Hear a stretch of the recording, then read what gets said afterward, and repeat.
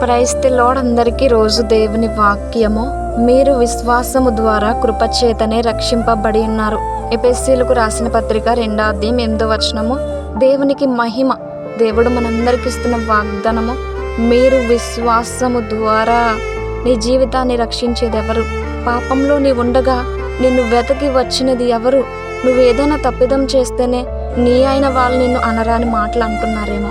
ఏదో ఒక తప్పు ఈ లోకంలో మనందరం చేస్తాము, కానీ వాటి నుండి నిన్ను రక్షించేది, నిన్ను తప్పించేది ఎవరు? నీ డబ్బు నిన్ను రక్షించదు, నీ పేరు ప్రత్యేకతలు నిన్ను రక్షించవు, నీ ప్రాణాన్ని ఎవరు బ్రతికించలేరేమో, నీ ప్రాణాన్ని ఎవరు కాపాడలేరేమో.